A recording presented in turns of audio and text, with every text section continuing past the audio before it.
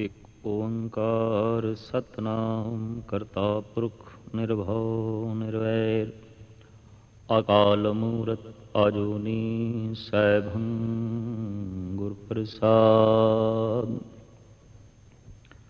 ਮਨੁੱਖ ਦੀ ਬਰਤਰ ਪਰਿਪੂਰਨ ਪਰਮਾਤਮਾ ਨੇ ਇਸ ਢੰਗ ਦੀ ਕੀਤੀ ਹੈ। ਇਸ ਦੀ ਦੁਨੀਆ ਕੁਛ ਬਾਹਰ ਪਈ ਹੈ, ਕੁਛ ਅੰਦਰ ਹੈ।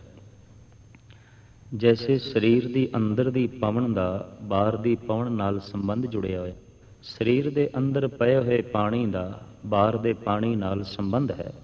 ਸਰੀਰ ਦੀ ਮਿੱਟੀ ਦਾ ਬਾਹਰ ਦੀ ਮਿੱਟੀ ਨਾਲ ਜੁੜਿਆ ਹੋਇਆ ਸੰਬੰਧ ਹੈ। ਅਸੀਂ ਕੁਛ ਬਾਹਰ ਹਾਂ, ਕੁਛ ਅੰਦਰ ਹਾਂ। ਇੱਕ ਸਵਾਸ ਅਸੀਂ ਬਾਹਰ ਕੱਢਦੇ ਹਾਂ, ਇੱਕ ਅੰਦਰ ਲੈ ਲੈਂਦੇ ਹਾਂ। ਜੇ ਸਿਰਫ ਅੰਦਰ ਲਈਏ ਤੇ ਕਹੀਏ ਬਾਹਰ ਨਹੀਂ ਕੱਢਣਾ ਤਾਂ ਵੀ ਅਸੀਂ ਨਹੀਂ ਰਹਿ ਸਕਾਂਗੇ। ਔਰ ਜੇ ਬਾਹਰ ਹੀ ਸਵਾਸ ਕੱਢ ਦਈਏ ਤੇ ਫਿਰ ਅੰਦਰ ਨਾ ਲੈ ਜਾਈਏ ਤਾਂ ਵੀ ਜੀਵਣਾ ਔਖਾ ਹੋਵੇਗਾ। ਇੱਥੋਂ ਹੀ ਅਧਿਆਤਮਵਾਦੀਆਂ ਨੇ ਇਹ ਤੱਤ ਕੱਢਿਆ ਕਿ ਅਸੀਂ ਕੁਛ ਬਾਹਰ ਹਾਂ, ਕੁਛ ਅੰਦਰ ਹਾਂ। ਸਾਡੀ ਦੁਨੀਆ ਕੁਛ ਬਾਹਰ ਹੈ, ਕੁਛ ਅੰਦਰ ਹੈ। ਕੁਛ ਬਾਹਰ ਦੀ ਦੌਲਤ ਹੈ, ਕੁਛ ਅੰਦਰ ਦੀ ਦੌਲਤ ਹੈ। ਕੁਛ ਬਾਹਰ ਦਾ ਕੁਟੁੰਬ ਪਰਿਵਾਰ ਹੈ, ਕੁਛ ਅੰਦਰ ਦਾ ਕੁਟੁੰਬ ਪਰਿਵਾਰ ਹੈ। ਬਾਹਰ ਦਾ ਜੋ ਕੁਟੁੰਬ ਪਰਿਵਾਰ ਹੈ ਸਾਡਾ, ਉਸ ਦੀ ਤੇ ਸੂਝ ਬੂਝ ਸਾਨੂੰ ਪੂਰਨ ਰੂਪ ਦੇ 'ਚ ਹੈ। ਪਰ ਅੰਦਰ ਦਾ ਸਾਡਾ ਕੀ ਪਰਿਵਾਰ ਹੈ, ਇਸ ਦੀ ਜਾਣਕਾਰੀ ਗੁਰੂ ਨਾਨਕ ਦੇਵ ਜੀ ਮਹਾਰਾਜ ਕਰਾਉਂਦੇ ਨੇ। ਦੂਸਰੀ ਉਦਾਸੀ ਦਾ ਭਰਮਣ ਕਰਕੇ ਜਦ ਆਪ ਤੀਸਰੀ ਉਦਾਸੀ ਦੀ ਪੂਰਨ ਰੂਪ ਦੇ ਤਿਆਰੀ ਕਰਨ ਲੱਗੇ ਤਾਂ ਆਪ ਦੀ ਮਾਤਾ ਜਗਤ ਮਾਤਾ ਤ੍ਰਿਪਤਾ ਜੀ ਨੇ ਆਪ ਨੂੰ ਪ੍ਰੇਰਿਆ ਕਿ ਹੁਣ ਤੁਸੀਂ ਕੁਟੁੰਬ ਵਾਲੇ ਹੋ, ਪਰਿਵਾਰ ਵਾਲੇ ਹੋ, ਤੁਹਾਡੇ ਬੱਚੇ ਹੈਗੇ ਨੇ, ਤੁਹਾਡੀ ਪਤਨੀ ਵੀ ਹੈਗੀ ਹੈ, ਔਰ ਪਰਿਵਾਰ ਵਿੱਚ ਰਹਿਣਾ ਵੀ ਤੁਹਾਡਾ ਧਰਮ ਹੈ, ਮੁੱਖ ਧਰਮ ਹੈ। ਤਾਂ ਉਸ ਵਕਤ ਗੁਰੂ ਨਾਨਕ ਦੇਵ ਜੀ ਮਹਾਰਾਜ ਨੇ ਆਪਣੀ ਮਾਤਾ ਪ੍ਰਤੀ ਜੋ ਬਚਨ ਉਚਾਰਨ ਕੀਤੇ ਨੇ, ਗੁਰੂ ਗ੍ਰੰਥ ਸਾਹਿਬ ਜੀ ਮਹਾਰਾਜ ਦੇ ਵਿੱਚ ਬਕਾਇਦਾ ਦਰਜ ਨੇ। ਆਪਨੇ ਫਰਮਾਨ ਕੀਤਾ, ਮਾਤਾ ਮੈਂ ਜਿੱਧਰ ਵੀ ਜਾਂਦਾ ਆਪਣਾ ਪਰਿਵਾਰ ਨਾਲ ਲੈ ਕੇ ਜਾਂਦਾ, ਔਰ ਮੈਂ ਕਦੀ ਪਰਿਵਾਰ ਤੋਂ ਵਿਛੜਿਆ ਹੀ ਨਹੀਂ। ਪਰਿਵਾਰ ਮੇਰੇ ਨਾਲ ਹੁੰਦਾ ਜਿਸ ਪਾਸੇ ਵੀ ਮੈਂ ਜਾਵਾਂ। ਤ੍ਰਿਪਤਾ ਜੀ ਹੈਰਾਨ ਹੋ ਗਈਆਂ ਕਿ ਪਰਿਵਾਰ ਨਾਲ ਜਾਂਦਾ, ਅਸੀਂ ਸਾਰੇ ਇੱਥੇ ਹੀ ਆਉਂਦੇ ਹਾਂ, ਕੋਈ ਨਾਲ ਗਿਆ ਨਹੀਂ। ਮਰਦਾਨੇ ਤੇ ਬਾਲੇ ਤੋਂ ਬਿਨਾਂ ਪਰਿਵਾਰ ਦਾ ਕੋਈ ਫਰਦ ਨਾਲ ਨਹੀਂ। ਪਰ ਨਾਨਕ ਜੀ ਕਹਿ ਰਹੇ ਨੇ ਪਰਿਵਾਰ ਮੇਰੇ ਨਾਲ ਹੈ, ਔਰ ਮੈਂ ਜਿੱਧਰ ਜਾਂਦਾ ਪਰਿਵਾਰ ਮੇਰੇ ਨਾਲ ਜਾਂਦਾ ਹੈ। ਇਹ ਤੇ ਸੁਦਾਈਆਂ ਵਾਲੀ ਗੱਲ ਹੋਈ। ਅਕਸਰ ਸੰਸਾਰ ਦੀ ਦ੍ਰਿਸ਼ਟੀ ਵਿੱਚ ਭਗਤ ਲੋਕ, ਮਹਾਂਪੁਰਸ਼ ਪਾਗਲ ਹੀ ਕਹਿਲਾਏ ਗਏ, ਉਹਨਾਂ ਨੂੰ ਪਾਗਲ ਹੀ ਆਖਿਆ ਗਿਆ। ਕਾਰਨ ਉਹਨਾਂ ਦੀ ਵਿਚਾਰ, ਉਹਨਾਂ ਦੇ ਬੋਲ ਸਮਾਜ ਦਾ ਹਿੱਸਾ ਨਹੀਂ ਬਣਦੇ ਸਨ, ਵਿਵਹਾਰ ਦਾ ਹਿੱਸਾ ਨਹੀਂ ਬਣਦੇ ਸਨ। ਰੋਜ਼ਮਰਾ ਦੀ ਜ਼ਿੰਦਗੀ ਵਿੱਚ ਉਹਨਾਂ ਦੇ ਵਿਚਾਰਾਂ ਨੂੰ, ਉਹਨਾਂ ਦੇ ਵਿਵਹਾਰ ਨੂੰ, ਉਹਨਾਂ ਦੇ ਬਚਨਾਂ ਨੂੰ ਢਾਲਣਾ ਬੜੀ ਔਖੀ ਗੱਲ ਹੋ ਗਈ।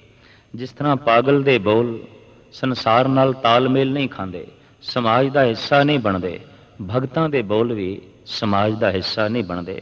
ਇਸ ਵਾਸਤੇ ਜਿੱਥੇ ਪਾਗਲ ਸਮਾਜ ਨਾਲੋਂ ਟੁੱਟ ਜਾਂਦਾ ਹੈ, ਕਰੀਬਨ ਭਗਤ ਵੀ ਸਮਾਜ ਨਾਲੋਂ ਟੁੱਟ ਜਾਂਦੇ ਨੇ। ਅੱਜ ਤੱਕ ਦਾ ਇਤਿਹਾਸ ਇਹੀ ਕਹਿੰਦਾ ਹੈ। ਔਰ ਗੁਰੂ ਨਾਨਕ ਦੀ ਬਾਣੀ ਨੇ ਤੇ ਸਾਫ਼ ਫੈਸਲਾ ਕੁਨ ਗੱਲ ਕਹਿ ਦਿੱਤੀ ਹੈ ਕਿ ਭਗਤਾਂ ਤੇ ਸੰਸਾਰੀਆਂ ਜੋੜ ਕਦੇ ਨਾ ਆਇਆ। ਭਗਤ ਤੇ ਸੰਸਾਰੀ ਦਾ ਜੋੜ ਕਦੀ ਜੁੜਿਆ ਹੀ ਨਹੀਂ, ਮੇਲ ਕਦੀ ਹੋਇਆ ਹੀ ਨਹੀਂ। ਜਦ ਗੁਰੂ ਨਾਨਕ ਦੇਵ ਜੀ ਮਹਾਰਾਜ ਨੇ ਇਹ ਆਖਿਆ ਕਿ ਪਰਿਵਾਰ ਮੇਰੇ ਨਾਲ ਜਾਂਦਾ ਹੈ ਔਰ ਮੈਂ ਜਿੱਧਰ ਜਾਂਦਾ ਪਰਿਵਾਰ ਅੰਗ ਸੰਗ ਹੈ, ਤਾਂ ਤ੍ਰਿਪਤਾ ਜੀ ਹੱਸ ਪਈਆਂ। ਆਖਣ ਲੱਗੇ, ਨਾਨਕ ਜੀ ਤੁਸੀਂ ਵਾਕਈ ਸੁਦਾਈਆਂ ਦੀ ਤਰ੍ਹਾਂ ਗੱਲ ਕਰਨ ਲੱਗੇ ਹੋ। ਜਗਤ ਤੇ ਸੁਦਾਈ ਕਹਿੰਦਾ ਹੀ ਸੀ ਬਈ ਤੂੰ ਸੁਦਾਈ ਹੈ। ਅੱਜ ਮੈਨੂੰ ਵੀ ਕਹਿਣਾ ਪਏਗਾ ਇਹ ਬੋਲ ਸੁਦਾਈਆਂ ਵਾਲੇ ਨੇ, ਪਾਗਲਾਂ ਵਾਲੇ ਨੇ। ਪਰਿਵਾਰ ਤੇ ਸਾਰਾ ਇੱਥੇ ਹੀ ਹੁੰਦਾ ਹੈ। ਤੋ ਸਾਹਿਬ ਸ਼੍ਰੀ ਗੁਰੂ ਨਾਨਕ ਦੇਵ ਜੀ ਮਹਾਰਾਜ ਕਹਿਣ ਲੱਗੇ, ਮਾਂ ਇਹ ਤੇ ਸੋਚਣ ਦੀ ਗੱਲ ਹੈ ਨਾ, ਇਹ ਤੇ ਮਨੁੱਖ ਦੇ ਮੰਨਣ ਦੀ ਗੱਲ ਹੈ। ਮੈਂ ਜੋ ਕਹਿ ਰਿਹਾ ਬਿਲਕੁਲ ਸਹੀ ਕਹਿ ਰਿਹਾ। ਮੈਂ ਜਿੱਧਰ ਜਾਂਦਾ ਮੇਰਾ ਪਰਿਵਾਰ ਮੇਰੇ ਨਾਲ ਜਾਂਦਾ ਹੈ। ਤੋ ਗੁਰੂ ਨਾਨਕ ਦੇਵ ਜੀ ਮਹਾਰਾਜ ਦੀ ਮਾਤਾ ਜੀ ਨੇ ਪੁੱਛ ਲਿਆ, ਇਹ ਦੱਸ ਜਿਹੜਾ ਪਰਿਵਾਰ ਨਾਲ ਜਾਂਦਾ ਹੈ ਉਹਦੇ 'ਚ ਮਾਂ ਹੈ, ਪਿਤਾ ਹੈ? ਸਾਹਿਬ ਕਹਿਣ ਲੱਗੇ, ਹਾਂ, ਜਿਹੜਾ ਪਰਿਵਾਰ ਮੇਰੇ ਨਾਲ ਜਾਂਦਾ ਹੈ ਉਹਦੇ 'ਚ ਮਾਂ ਵੀ ਹੈ। ਤੂੰ ਹੁਣ ਤੇ ਹੈਰਾਨ ਹੋਈਆਂ ਤੇ ਖਿੜਖਿੜਾ ਕੇ ਹੱਸ ਵੀ ਪਈਆਂ। ਪੁੱਤਰ, ਤੂੰ ਵਾਕਈ ਸੁਦਾਈਆਂ ਵਾਲੀ ਗੱਲ ਕਰਦਾ, ਵਾਕਈ ਪਗਲਿਆਂ ਵਾਲੀ ਗੱਲ ਕਰਦਾ। ਮੈਂ ਤੇ ਕਦੀ ਨਾਲ ਨਹੀਂ ਗਈ, ਮੈਂ ਤੇ ਇੱਥੇ ਤਲਵੰਡੀ ਦੇ 'ਚ ਹੀ ਰਹੀ ਹਾਂ, ਪਰ ਤੂੰ ਕਹਿੰਦਾ ਮੇਰੇ ਨਾਲ ਹੈ ਮਾਂ। ਫਿਰ ਸੋਚੀ ਪੈ ਕੇ ਕਹਿੰਦੀਆਂ ਨੇ, ਕਿਧਰੇ ਐਸਾ ਤੇ ਨਹੀਂ ਤੂੰ ਮੇਰੀ ਯਾਦ ਨਾਲ ਲੈ ਜਾਣਾ ਤੇ ਇਹੀ ਆਖਣਾ ਚਾਹੁੰਦਾ ਹੋਵੇਂ ਤੇ ਮੈਂ ਸਮਝਦੀ ਨਾ ਹੋਵਾਂ। ਸਾਹਿਬ ਕਹਿਣ ਲੱਗੇ, ਹਾਂ, ਕਹਿਣਾ ਤੇ ਕੁਛ ਮੈਂ ਐਸਾ ਚਾਹਨਾ ਮਾਂ, ਅਜੇ ਵੀ ਤੂੰ ਨਹੀਂ ਸਮਝੀ। ਕਹਿੰਦੇ ਨੇ ਭਗਤਾਂ ਤੋਂ, ਬ੍ਰਹਮ ਗਿਆਨੀਆਂ ਤੋਂ 4 ਤਰ੍ਹਾਂ ਦੇ ਜਿਹੜੇ ਮਨੁੱਖ ਨੇ ਉਹ ਕੋਈ ਲਾਭ ਨਹੀਂ ਉਠਾਉਂਦੇ। ਇੱਕ ਤੇ ਮਾਂ ਬਾਪ, ਦੂਸਰੇ ਸ਼ਰੀਕ, ਤੀਸਰੇ ਜਿਗਰੀ ਦੋਸਤ ਔਰ ਚੌਥੇ ਦੁਸ਼ਮਣ। ਇਹ ਕੋਈ ਲਾਭ ਨਹੀਂ ਉਠਾਉਂਦੇ। ਇਹ ਉਹਨਾਂ ਦੀ ਗੱਲ ਨੂੰ ਸਮਝਣਾ ਵੀ ਨਹੀਂ ਚਾਹੁੰਦੇ ਔਰ ਉਹਨਾਂ ਤੋਂ ਲਾਭ ਵੀ ਨਹੀਂ ਉਠਾਉਣਾ ਚਾਹੁੰਦੇ। ਤਾਂ ਮਮਤਾ ਦੀ ਮਾਰੀ ਹੋਈ ਤ੍ਰਿਪਤਾ ਮਮਤਾ ਦੀ ਦ੍ਰਿਸ਼ਟੀ ਨਾਲ ਗੁਰੂ ਨਾਨਕ ਨੂੰ ਵੇਖਦੀ ਹੈ ਔਰ ਗੁਰੂ ਨਾਨਕ ਇਸ ਦੁਨੀਆ ਤੋਂ ਬਹੁਤ ਉੱਚੇ ਅਗਾਂਹ ਦੀ ਗੱਲ ਕਰ ਰਹੇ ਨੇ। ਮਾਂ, ਮੈਂ ਜਿੱਧਰ ਜਾਣਾ ਪਰਿਵਾਰ ਮੇਰੇ ਨਾਲ ਆਉਂਦਾ। ਕਿਆ ਉਸ ਪਰਿਵਾਰ ਦੇ ਵਿੱਚ ਮਾਂ ਵੀ ਹੈ? ਹਾਂ, ਮਾਂ ਵੀ ਹੈ। ਤੋ ਤ੍ਰਿਪਤਾ ਜੀ ਨੇ ਪੁੱਛ ਲਿਆ, ਨਾਨਕ ਜੀ ਦੱਸੋ ਉਸ ਮਾਂ ਦਾ ਨਾਂ ਕੀ ਹੈ ਜੋ ਨਾਲ ਜਾਂਦੀ ਹੈ? ਤੋ ਸਤਿਗੁਰ ਮਾਤਾ ਦਾ ਨਾਮ ਦੱਸਦੇ ਨੇ, ਪਰਿਵਾਰ ਦੇ ਸਾਰੇ ਫਰਦਾਂ ਦਾ ਨਾਮ ਦੱਸਦੇ ਨੇ ਔਰ ਇਹ ਸ਼ਬਦ ਗੁਰੂ ਗ੍ਰੰਥ ਸਾਹਿਬ ਜੀ ਮਹਾਰਾਜ ਦੇ ਅੰਦਰ ਗੌੜੀ ਰਾਗ ਦੇ ਵਿੱਚ ਦੂਸਰੇ ਨੰਬਰ ਤੇ ਆਇਆ ਹੈ। ਸਤਿਗੁਰ ਕਹਿੰਦੇ ਨੇ, ਮਾਤਾ ਮਤ ਪਿਤਾ ਸੰਤੋਖ ਹੈ, ਸਤ ਭਾਈ ਕਰ ਇਹ ਵਿਸੇਖ। ਮੇਰੀ ਜੋ ਮਾਤਾ ਹੈ ਉਹ ਸ਼ੁਭ ਮਤ ਹੈ, ਚੰਗੀ ਮਤ ਹੈ। ਇਹ ਕਦਮ ਕਦਮ ਤੇ ਮੇਰੀ ਰੱਖਿਆ ਕਰਦੀ ਹੈ, ਮੇਰੀ ਹਿਫਾਜ਼ਤ ਕਰਦੀ ਹੈ। ਅਸੀਂ ਉਸ ਨੂੰ ਯਤੀਮ ਕਹਿੰਦੇ ਹਾਂ ਜਿਸ ਦੀ ਮਾਂ ਮਰ ਜਾਏ, ਪਰ ਗੁਰੂ ਨਾਨਕ ਕਹਿੰਦੇ ਨਹੀਂ, ਉਸ ਨੂੰ ਯਤੀਮ ਨਾ ਆਖੋ ਜਿਸ ਦੀ ਮਾਂ ਮਰ ਜਾਂਦੀ ਹੈ। ਯਤੀਮ ਉਸ ਨੂੰ ਆਖੋ ਜਿਸ ਦੀ ਮਤ ਮਰ ਜਾਂਦੀ ਹੈ। ਜਿਸ ਦੀ ਮਾਂ ਮਰ ਜਾਏ ਉਹ ਜ਼ਿੰਦਾ ਰਹਿਣ ਦੇ ਵਸੀਲੇ ਲੱਭ ਲੈਂਦਾ ਹੈ, ਠੋਕਰਾਂ ਤੋਂ ਕਈ ਦਫਾ ਬਚ ਵੀ ਸਕਦਾ ਹੈ, ਪਰ ਜਿਸ ਦੀ ਮਤ ਮਰ ਜਾਏ ਉਹ ਤੇ ਕਦਮ ਕਦਮ ਤੇ ਠੋਕਰਾਂ ਖਾਂਦਾ ਹੈ। ਬੁੱਧੀਹੀਨ ਮਨੁੱਖ ਕਦਮ ਕਦਮ ਤੇ ਠੋਕਰਾਂ ਖਾਂਦੇ ਨੇ। ਤੋ ਸਾਹਿਬ ਕਹਿੰਦੇ ਨੇ ਕਿ ਚੰਗੀ ਮਤ, ਸ੍ਰੇਸ਼ਟ ਮਤ, ਉੱਤਮ ਵਿਚਾਰ, ਉੱਤਮ ਫਿਲਸਫਾ, ਪ੍ਰਭੂ ਚਿੰਤਨ, ਇਹ ਜਿਹੜੀ ਚੰਗੀ ਮਤ ਹੈ ਇਹ ਮੇਰੀ ਮਾਂ ਹੈ ਔਰ ਮੇਰੇ ਨਾਲ ਹੈ ਔਰ ਹਰ ਕਦਮ ਤੇ ਮੇਰੀ ਹਿਫਾਜ਼ਤ ਕਰਦੀ ਹੈ, ਮੇਰੀ ਪਾਲਣਾ ਕਰਦੀ ਹੈ, ਮੇਰੇ ਤੇ ਮਮਤਾ ਡੁਲਾਉਂਦੀ। ਤੋ ਠੀਕ ਹੈ, ਚੰਗੀ ਮਤ ਇਹ ਮਾਂ ਹੋਈ। ਪਿਤਾ ਕੌਣ ਹੈ? ਸੰਸਾਰ ਦੇ ਜਿਤਨਾ ਸਾਰਾ ਅਨਰਥ ਚੱਲ ਰਿਹਾ ਹੈ ਇਹ ਮਤ ਦੇ ਮਰਨ ਨਾਲ ਚੱਲਦਾ ਹੈ। ਜਦ ਮਤ ਮਰ ਜਾਏ ਤੋ ਮਨੁੱਖ ਗੁੰਡਾ ਹੋ ਜਾਂਦਾ ਹੈ, ਬਦਮਾਸ਼ ਹੋ ਜਾਂਦਾ ਹੈ, ਦੁਰਾਚਾਰੀ ਹੋ ਜਾਂਦਾ ਹੈ, ਚੋਰ ਬਣ ਜਾਂਦਾ ਹੈ। ਦੁਨੀਆ ਦੇ ਜਿਸ ਜਿਸ ਦੀ ਵੀ ਮਤ ਮਰ ਗਈ ਹੈ ਉਹਨਾਂ ਮਨੁੱਖਾਂ ਦੇ ਕਾਰਨ ਬੜਾ ਅਨਰਥ ਹੈ। ਜਿਨ੍ਹਾਂ ਦੀ ਮਾਂ ਮਰ ਗਈ ਹੈ ਉਹਨਾਂ ਦੇ ਕਾਰਨ ਕਰਕੇ ਸੰਸਾਰ ਨੂੰ ਕੋਈ ਹਾਨੀ ਨਹੀਂ ਹੈ, ਬਲਕਿ ਉਹ ਤੇ ਵਿਚਾਰੇ ਦਇਆ ਦੇ ਪਾਤਰ ਨੇ। ਪਰ ਜਿਨ੍ਹਾਂ ਦੀ ਮਤ ਮਰ ਗਈ ਹੈ ਉਹ ਐਸੇ ਯਤੀਮ ਨੇ, ਕਈ ਦਫਾ ਉਹ ਸਮੁੱਚੀ ਮਨੁੱਖਤਾ ਨੂੰ ਯਤੀਮ ਬਣਾਉਣ ਦੇ ਵਿੱਚ ਭਾਗੀ ਬਣ ਜਾਂਦੇ ਨੇ। ਤੋ ਮਾਤਾ ਮਤ ਪਿਤਾ ਸੰਤੋਖ। ਸਾਹਿਬ ਕਹਿੰਦੇ ਨੇ ਮੇਰੇ ਪਿਤਾ ਦਾ ਨਾਂ ਹੈ ਸੰਤੋਖ। ਇਹ ਹਰ ਹਾਲਤ ਵਿੱਚ ਮੈਨੂੰ ਖੁਸ਼ ਰੱਖਦਾ ਹੈ। ਲੋਭ ਤੇ ਸੰਤੋਖ ਦੀ ਵਿਆਖਿਆ 2 ਲਫ਼ਜ਼ਾਂ ਵਿੱਚ ਕਰਨੀ ਹੋਵੇ ਤਾਂ ਇਤਨੀ ਹੈ, ਜੋ ਕੁਛ ਹੈ ਜੈਸਾ ਹੈ ਸਭ ਠੀਕ ਹੈ, ਇਹ ਸੰਤੋਖੀ ਦੀ ਭਾਵ ਦਸ਼ਾ ਹੁੰਦੀ ਹੈ। ਜੋ ਕੁਛ ਹੈ ਜੈਸਾ ਹੈ ਪ੍ਰਵਾਨ ਹੈ, ਕਬੂਲ ਹੈ। ਲੋਭੀ ਦੀ ਮਾਨਸਿਕ ਦਸ਼ਾ ਕੀ ਹੈ? ਜੋ ਕੁਛ ਹੈ जैसा है कबूल नहीं, जैसा परिवार है, जैसा संसार है, जैसे माँ बाप ने, जैसी धन संपदा है, जैसी मेरी प्रारब्ध है, ये प्रवान नहीं, ये कबूल नहीं। ते जब कबूल नहीं तो दुखी होवेगा, बेचैन होवेगा। आम कहावत है कि लोभी बंदा फुल्लां दी सेज ते भी तड़पदा है, संतोखी बंदा अंगारियां ते बैठ के भी मस्त रहिंदा है। और इस दे सबूत मिले ने गुरु अर्जन देव जी महाराज तत्ती तवी ते बैठ के भी मुस्कुराए ने, प्रभु दे गीत गाए ने। संतोखी मनुख हर हालत विच आनंद विच होवेगा और लोभी मनुख हर हालत विच पीड़ित होवेगा, दुखी होवेगा, परेशान होवेगा। साहिब कहते मेरे पिता का नाम है संतोख।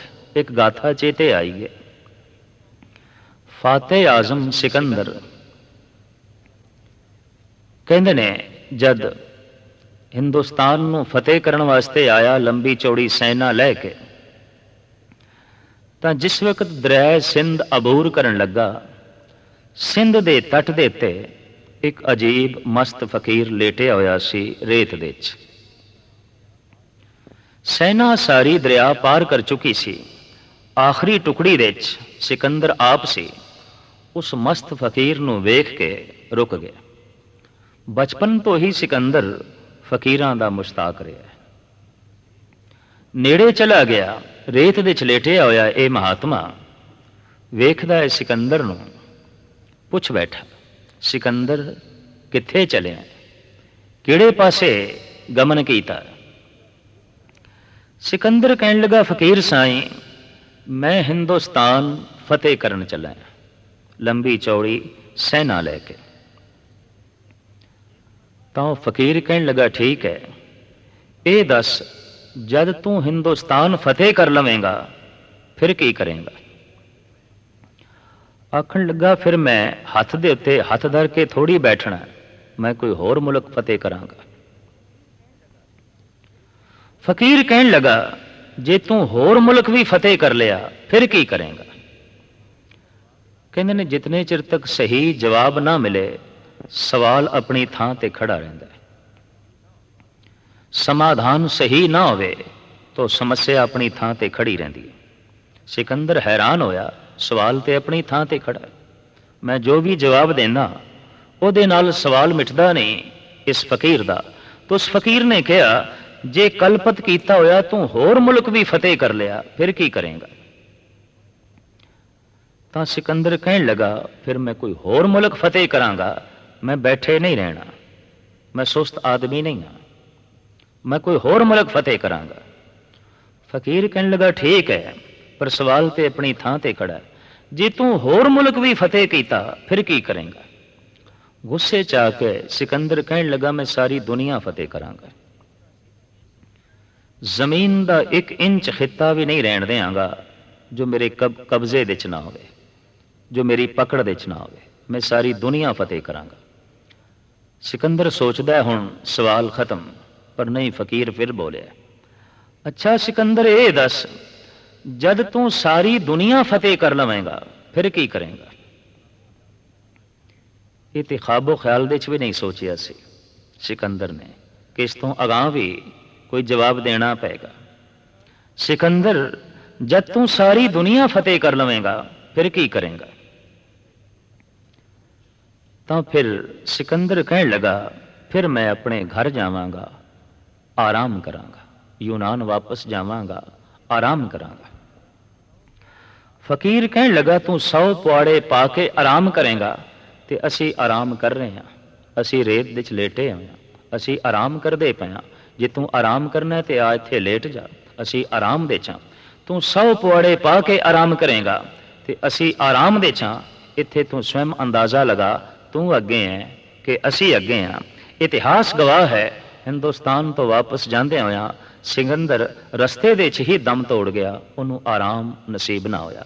मनुख दी कई दफा सारी भज दौड़ आराम वास्ते होंदी है ते आराम उसे दिन नसीब होंदा है जद 4 मनुख चुक के चिता ते रख देंदे न। इस तो पहले आराम किथे, भज दौड़ है आराम वास्ते, पर भज दौड़ मनुख दे कोल रह जाती है, आराम नहीं रह जाता। पर जे मन दे संतोख होवे ते ऐसा मनुख हर वक्त विश्राम विच है, ऐसा मनुख हर वक्त आराम विच है, उहदी भज दौड़ दे च भी कुछ विश्राम होवेगा। तो साहिब गुरु नानक देव जी महाराज दा फरमान संतोख मेरा पिता है, मैं जिथे भी जाना है मैनू विश्राम दे च रखदा है, आराम देंदा है, सकून देंदा है। माता मत पिता संतोख सत भाई कर एह विसेख। तो तृप्ता जी ने पूछया नानक जी ये तो गल समझ दे च आ गई कि जो मत है श्रेष्ठ मत है ये थोड़ी मां है, जो संतोख है ये थोड़ा पिता है। पर परिवार दे सिर्फ मां बाप ते नहीं होंदे, पत्नी भी होंदी है, ਅਸੀਂ ਸੁਲੱਖਣੀ ਨਾਲ ਤੁਹਾਡਾ ਵਿਆਹ ਰਚਾਇਆ ਸੀ, ਤੁਹਾਡੇ ਬੱਚੇ ਵੀ ਹਨ। ਜਿਹੜਾ ਪਰਿਵਾਰ ਤੁਹਾਡੇ ਨਾਲ ਜਾਂਦਾ ਹੈ, ਕਿਆ ਉਸ ਦੇ 'ਚ ਪਤਨੀ ਹੈ? ਕਿਆ ਉਸ ਦੇ 'ਚ ਬੱਚੇ ਹੈਗੇ ਨੇ? ਸਾਹਿਬ ਕਹਿੰਦੇ ਨੇ ਹਾਂ। ਸਤਿਗੁਰੂ ਦੇਵ ਜੀ ਮਹਾਰਾਜ ਦਾ ਫਰਮਾਨ, ਸਰਮ ਸੁਰਤ ਦੋਏ ਸਸੁਰ ਭਏ, ਕਰਣੀ ਕਾਮਣ ਕਰਮਨ ਲੈ।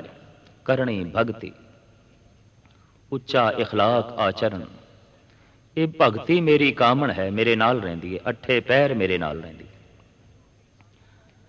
ਭਗਤੀ ਰੂਪੀ ਕਾਮਣ ਦਾ ਜਨਮ ਕਿੱਥੋਂ ਹੋਇਆ? ਸਾਹਿਬ ਕਹਿੰਦੇ ਨੇ ਸਾਹਾ ਸਰਮ ਸੁਰਤ ਦੋਏ ਸਸੁਰ ਭਏ। ਸ਼ਰਮ ਮਿਹਨਤ, ਸੁਰਤ ਸਿਆਣਪ ਵਿਚਾਰ ਟਿਕਾਓ ਇਕਾਗਰਤਾ। ਮਿਹਨਤ ਰੂਪੀ ਸੋਹਰਾ ਤੇ ਸੁਰਤ ਰੂਪੀ ਸੱਸ ਦੇ ਸੰਜੋਗ ਤੋਂ ਇੱਕ ਲੜਕੀ ਦਾ ਜਨਮ ਹੋਇਆ, ਜਿਸ ਦਾ ਨਾਂ ਹੈ ਭਗਤੀ। ਸਾਹਿਬ ਕਹਿੰਦੇ ਨੇ ਇਹ ਮੇਰੀ ਕਾਮਣ ਹੈ, ਇਹ ਮੇਰੀ ਇਸਤਰੀ ਹੈ। ਇਸ ਦਾ ਜ਼ਿਕਰ ਗੁਰੂ ਅਰਜਨ ਦੇਵ ਜੀ ਮਹਾਰਾਜ ਨੇ ਵੀ ਕੀਤਾ ਹੈ। ਨਿਜ ਭਗਤੀ ਸੀਲਵੰਤੀ ਨਾਰ, ਰੂਪ ਅਨੂਪ ਪੂਰੀ ਆਚਾਰ, ਜਿਚਰ ਵਸੀ ਪਿਤਾ ਕੇ ਸਾਥ, ਤਿਚਰ ਕੰਤ ਬਹੁ ਫਿਰੇ ਉਦਾਸ, ਕਰ ਸੇਵਾ ਸਤਪੁਰਖ ਮਨਾਇਆ, ਗੁਰ ਆਣੀ ਘਰ ਮੇਂ ਤਾਂ ਸਰਬ ਸੁਖ ਪਾਇਆ। ਭਗਤੀ ਨੂੰ ਨਾਰ ਆਖਿਆ ਸਾਹਿਬ ਸ਼੍ਰੀ ਗੁਰੂ ਅਰਜਨ ਦੇਵ ਜੀ ਮਹਾਰਾਜ ਨੇ ਵੀ। ਕਹਿੰਦੇ ਨੇ ਗਿਆਨ ਪੁਰਸ਼ ਹੈ, ਭਗਤੀ ਇਸਤਰੀ ਹੈ। ਗਿਆਨ ਦਾ ਜਨਮ ਤਰਕ ਤੋਂ ਹੈ, ਸੰਸਿਆਂ ਤੋਂ ਹੈ। ਭਗਤੀ ਦਾ ਜਨਮ ਸ਼ਰਧਾ ਤੋਂ ਹੈ। ਇਸ ਵਾਸਤੇ ਅਸੀਂ ਅਕਸਰ ਦੇਖਦੇ ਹਾਂ ਕਿ ਇਸਤਰੀ ਜਗਤ ਦੇ ਵਿੱਚ ਸ਼ਰਧਾ ਪ੍ਰਧਾਨ ਹੁੰਦੀ ਹੈ, ਪੁਰਸ਼ ਜਗਤ ਦੇ ਵਿੱਚ ਗਿਆਨ ਪ੍ਰਧਾਨ ਹੁੰਦਾ ਹੈ। ਪਰ ਸ਼ਰਧਾ ਤੋਂ ਹੀਣਾ ਗਿਆਨ ਅਧੂਰਾ ਹੈ, ਔਰ ਗਿਆਨ ਤੋਂ ਹੀਣੀ ਭਗਤੀ ਵੀ ਅਧੂਰੀ ਹੈ। ਦੋਹਾਂ ਨੇ ਸੰਪੂਰਨ ਹੋਣਾ ਹੈ। ਭਾਰਤ ਦੇ ਰਿਸ਼ੀ ਮੁਨੀਆਂ ਨੇ ਇਹ ਚੰਗੇ ਬੋਲ ਬੋਲੇ ਨੇ ਕਿ ਪੁਰਸ਼ ਵੀ ਅਰਧ ਅੰਗ ਹੈ, ਇਸਤਰੀ ਵੀ ਅਰਧ ਅੰਗ ਹੈ। ਦੋਵੇਂ ਅਰਧ ਅੰਗ ਨੇ। ਸਰੀਰ ਕਰਕੇ ਆਕਾਰ ਕਰਕੇ ਤੇ ਇਹ ਅਰਧ ਅੰਗ ਹਨ, ਪਰ ਵਿਚਾਰ ਕਰਕੇ ਸੂਖਸ਼ਮ ਦੇਹੀ ਕਰਕੇ ਵੀ ਅਰਧ ਅੰਗ ਹੈ। ਜਿਤਨੇ ਚਿਰ ਤੱਕ ਪੁਰਸ਼ ਨੂੰ ਸ਼ਰਧਾ ਨਾ ਮਿਲ ਜਾਏ, ਪੁਰਸ਼ ਅਧੂਰਾ ਹੀ ਰਹਿੰਦਾ ਹੈ। ਤਰਕ ਤੇ ਨਾਸਤਿਕਤਾ ਦੇ ਜਨਮ ਦਾਤੇ ਪੁਰਸ਼ ਨੇ, ਔਰ ਅੰਧ ਵਿਸ਼ਵਾਸ ਤੇ ਭਟਕਦੇ ਹੋਏ ਜਿਹੜੇ ਮਨੁੱਖ ਨੇ, ਕਹਿੰਦੇ ਨੇ ਇਹਨਾਂ ਦੇ ਵਿੱਚ ਤਾਦਾਦ ਇਸਤਰੀਆਂ ਦੀ ਜ਼ਿਆਦਾ ਹੋਵੇਗੀ, ਕਿਉਂਕਿ ਸ਼ਰਧਾ ਹੈ, ਗਿਆਨ ਨਹੀਂ। ਪੁਰਸ਼ ਕੋਲ ਗਿਆਨ ਹੈ, ਸ਼ਰਧਾ ਨਹੀਂ। ਦੋਵੇਂ ਅਧੂਰੇ ਰਹਿ ਜਾਂਦੇ ਨੇ। ਗਿਆਨ ਅੱਖ ਹੈ, ਸ਼ਰਧਾ ਪੈਰ ਹੈ। ਹੁਣ ਚੱਲਣ ਵਾਸਤੇ ਪੈਰ ਹੋਵਨ, ਵੇਖਣ ਵਾਸਤੇ ਅੱਖ ਨਾ ਹੋਵੇ, ਮਨੁੱਖ ਭਟਕ ਜਾਏਗਾ। ਵੇਖਣ ਵਾਸਤੇ ਅੱਖ ਹੋਵੇ, ਚੱਲਣ ਵਾਸਤੇ ਪੈਰ ਨਾ ਹੋਵਨ, ਤਾਂ ਵੀ ਪਹੁੰਚਣਾ ਬਹੁਤ ਔਖਾ ਹੈ, ਬਹੁਤ ਔਖਾ ਹੈ। ਗਿਆਨ ਪੁਰਸ਼ ਹੈ, ਭਗਤੀ ਇਸਤਰੀ ਹੈ। ਜਦ ਕਿਸੇ ਮਨੁੱਖ ਦੇ ਅੰਦਰ, ਚਾਹੇ ਉਹ ਇਸਤਰੀ ਹੈ ਤੇ ਚਾਹੇ ਉਹ ਪੁਰਸ਼ ਹੈ, ਗਿਆਨ ਤੇ ਭਗਤੀ ਦੋਹਾਂ ਦਾ ਪ੍ਰਵੇਸ਼ ਹੋ ਜਾਏ, ਦੋਹਾਂ ਦਾ ਅਵਤਰਣ ਹੋ ਜਾਏ, ਉਹ ਮਨੁੱਖ ਪੂਰਨ ਪੁਰਖ ਹੋ ਜਾਂਦਾ ਹੈ। ਚਾਹੇ ਉਹ ਇਸਤਰੀ ਹੈ ਚਾਹੇ ਪੁਰਸ਼ ਹੈ, ਕਿਉਂਕਿ ਉਹਦੇ ਅੰਦਰ ਗਿਆਨ ਵੀ ਹੈ, ਉਹਦੇ ਅੰਦਰ ਭਗਤੀ ਵੀ ਹੈ, ਉਹਦੇ ਅੰਦਰ ਸ਼ਰਧਾ ਵੀ ਹੈ। तो गुरु नानक देव जी महाराज ने माता मत मत विचार उज्जवल मत ज्ञान का पहले जिक्र ही कर दिता है। शर्म सुरत दोए ससुर भय करनी कामन करमन लै। मेहनत मुशक्कत ए मेरा सौरा है। भाव मैनू अपनी मेहनत ते भरोसा है, मैनू अपनी मुशक्कत ते भरोसा है। गुरु नानक की दुनिया सुस्त नहीं है, आप मुशक्कत नूं बड़ी प्रधानता देंदे ने। उदम करेंदियां जीव तू कमावदियां सुख भुंच, ध्यावदियां तू प्रभु मिल, नानक उतरी चिंत। जिवें उद्यम करके ही धन कमाईदा है, उद्यम करके ही धर्म कमाईदा है। मुफ्त दे धन नहीं मिलता, मुफ्त दे धर्म भी नहीं मिलता। हो सकता है धन मुफ्त दे भी मिल जाए, धर्म कतई मुफ्त दे नहीं मिलता। कमाना पैंदा है, लाजमी कमाना पैंदा है। असीं देखदे हां पिता दा कमाया होया धन पुत्र नूं मिल जांदा है, कई दफा दादे दा कमाया होया धन पोतरे नूं मिल जांदा है, पर धर्म ते स्वयं कमाना पैंदा है, किसी दा कमाया होया नहीं मिल सकता।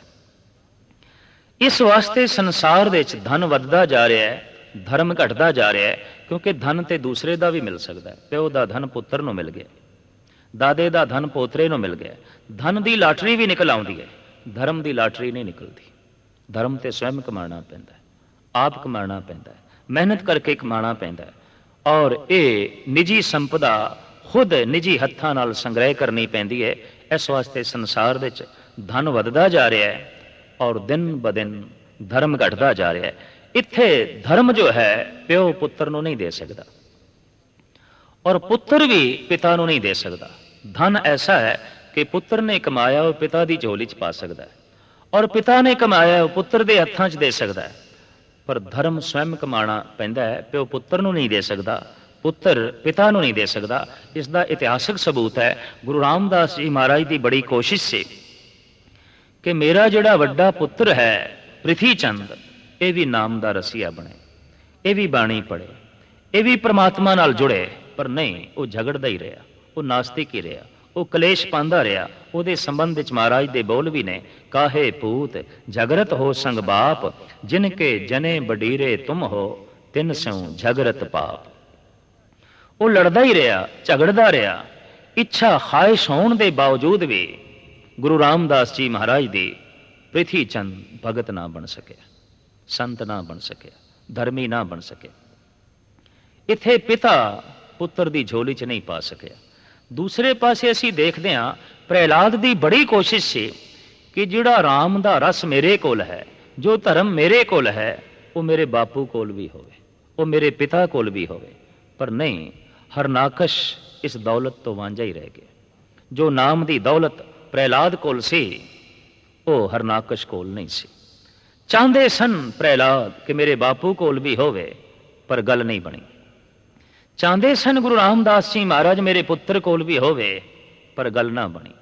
इत्थे एक दूजे नूं ये दौलत दिती नहीं जा सकती, स्वयं कमानी पैंदी है, आप कमानी पैंदी है। मनुख उसे दिन पूर्ण बनता है, धार्मिक तौर पर उसे दिन धनवान बनता है जिस दिन इसके कोल ज्ञान भी होवे और शरधा भी होवे, अंदरों पूर्ण हो जाता है। तो साहिब कहते ने मेहनत मुशक्कत ये मेरा सौर है, सुरत मेरी सस है। इन्हों के संजोग तो एक लड़की का जन्म होया जिसका नाम है भगती। साहिब कहते वो मेरी कामण है, करनी कामण है कर मन लै। तां तृप्ता जी बोल उठे, नानक जी सुलखणी दे नाल विआह असी कराया सी, भगती रूपी कामण नाल विआह किसने कराया और कदों होया। गुरु नानक इस दे संबंध विच भी दसदे ने। साहिब कहते साहा संजोग विआह विंजोग, सतपुरुषां दा जो संजोग होया, जो सतसंग नसीब होए, ये मेरी मंगनी हुई सी। सतपुरुषां दी सोबत विच मैं बैठा तां भगती नाल रिश्ता जुड़िया, सतसंग दा संजोग मेरी मंगनी हुई सी। ते जद विकारां दा वियोग हो गया, दुराचार निकल गए, दुष्कर्म ढह गए, तां मेरा विआह हो गया। ये मेरा विआह होया। दुष्कर्म दे खत्म होंदियां, गलत विचारां दे खत्म होंदियां, गलत कर्म दे मिटदियां ही भगती प्रगट हो गई, भगती मैनू मिल गई। साहा संजोग विआह विजोग, सतपुरुषां दे संजोग नाल रिश्ता जुड़िया सी। गुलिस्तान दे एक बोल बड़ा कीमती है। ईरान दे प्रसिद्ध संत शेख सादी दी ये महान रचना है गुलिस्तान। कहते ने वो एक दिन बैठे सन, हथ धो रहे सन मिट्टी दे नाल। कोल बैठे उन्हां दे शागिर्द वो पुछदे ने, उस्ताद जी थोड़े चेहरे ते हर वक्त मस्ती रहिंदी है, रौनक रहिंदी है, तुसी खुश रहिंदे हो, आनंद दे च रहिंदे हो, जद कि अठे पैर अपने आप नूं खुश रखना बड़ी औखी गल है। पर तुसी अठे पैर खुश रहिंदे हो, अठे पैर प्रसन्न रहिंदे हो, अठे पैर खेड़े ते मस्ती दे च रहिंदे हो। आखिर थोड़े कोल ऐसी की चीज़ है, सानू भी ये राज दसो। तो कहते ने जो मिट्टी हत्थां दे सी शेख सादी दे, उस मिट्टी नूं आप सूंघण लगदे, काफ़ी देर तक सूंघते रहे। शागिर्द कहते रहे, उस्ताद जी सानू दसो कि थोड़े कोल इतनी प्रसन्नता किस तरह है, इतना खेड़ा किस तरह है। शेख सादी कहने लगे, थोड़ा सवाल मैं मिट्टी ते कीता है, मिट्टी बोलेगी मैं दसांगा। हैरान ने विद्यार्थी, पर बड़ी सुंदर नज़म दे राही विद्यार्थियों को समझाया है ईरान दे प्रसिद्ध संत शेख सादी ने। गिले खुशबू दर हुमाम रोजे, रसीद अज दस्ते महबूब बदस्तम। कहता है कि एक दिन घर वाली दे हथों मैनू खुशबूदार मिट्टी हाथ धोने वास्ते प्राप्त हुई। गुफ्तम तु मुश्की अंबर या अंबेरी कि अज खुशबू दी लावी जे तो मस्तम। शेख सादी साहब कहते मैं बोलिया उस मिट्टी नूं, आखिया दस तू मुश्की है, अंबर है, अंबेरी है, आया केड़ा सेंट है, केड़ा अतर है तू, क्योंकि तेरी सुगंधी ने मेरे दिल दिमाग नूं मुअत्तर कर दिता। ऐ ते तू मिट्टी। मुश्की, अंबर, अंबेरी गजनी काबल दे जो अतर वरते जाते हैं उन्हों के नाम ने प्राचीन समय तो। गुफ्तम तू मुश्की अंबर या अंबेरी कि अज खुशबू दी लावी जे तो मस्तम। दसते सही तो मुश्की हैं, अंबर हैं, अंबेरी हैं, कौन है, क्योंकि तेरी सुगंधी ने मेरे दिल दिमाग नूं मुअत्तर कर दिता। शेख सादी लिखते हैं मिट्टी बोली बाओ गुफ्ता मन गिले ना चीज बूदम वलैकिन मुद्दते बागुल निशस्तम। मिट्टी बोली ऐ शेख, ऐ फकीर साईं, मैं एक नाचीज मिट्टी हाँ। बाओ गुफ्ता मन गिले नाचीज बूदम, गिले मिट्टी, मैं एक नाचीज मिट्टी हाँ। वलैकिन मुद्दते बागुल निशस्तम, पर मैं एक खास समय तक फुल्लां दे कोल रही हाँ, फुल्लां दी जड़ां दे विच रही हाँ, फुल्लां दी संगत कीती है। जमाले हम नशें दरमन असर करद वगरना मन हमा खाकम के हस्तम। फुल्लां दी संगत करके, फुल्लां दी नेड़ करके मेरे विच भी सुगंधी आ गई है, महक आ गई है, वरना मैं ते एक नाचीज मिट्टी हाँ। तो शेख सादी साहब कहने लगे मैं एक नाचीज मिट्टी दा पुतला, सतपुरुषां दी सोहबत करके ये गुणां दी सुगंधी मेरे अंदर पैदा हुई है। ये जो महक है ये मेरी अपनी नहीं, किसी तो मिली है। ये जो चमक दमक मेरे कोल है ये मेरी अपनी नहीं, मैनू किसी तो मिली है। तो साहिब गुरु नानक देव जी महाराज का फरमान, सतपुरुषां दी जो सोहबत नसीब हुई ये मेरी मंगनी हुई, और संसारिक विकारां दा जो त्याग हो गया ये मेरा विआह होया। तो त्रिपता जी ने पूछ लिया पुत्र नानक, इस भगती रूपी कामण ने किसी संतत नूं भी जन्म दिता है? थोड़ी कोई औलाद भी है, थोड़ा कोई बच्चा भी है? क्योंकि परिवार बच्चे तो बिना भी तो अधूरा है। साहब कहते हाँ, सच संतत कहो नानक जोग, इस भक्ति रूपी कामण ने सच रूपी पुत्र नूं जन्म दिता है, ज्ञान रूपी पुत्र नूं जन्म दिता है, ईश्वर नूं जन्म दिता है। हैरान होवोगे कि ईश्वर दे नाम भगत लोग रखते हैं। हुण माँ बाप बच्चों के नाम रखते हैं, पर भगत रब दे नाम रखते हैं जो जगत पिता। ये गल उल्टी है। माँ बाप बच्चों को जन्म देंदे, भगत रब नूं जन्म देंदे। साधु सतम जानो नानक प्रीत कारणे। गुरु अर्जन देव जी महाराज का कहना, अगर साधु ते भगत ना होवन तो ईश्वर की होंद का कोई पता भी नहीं चलेगा। ये वो ही प्रगट करते हैं, उसकी होंद नूं, उसकी असलीयत नूं, उसकी वास्तविकता नूं जगत के सामने रखते हैं। तो सच रूपी पुत्र नूं जन्म दिता है, ज्ञान रूपी पुत्र नूं जन्म दिता है। कहो नानक जोग मैं इसे ही परिवार जोगा।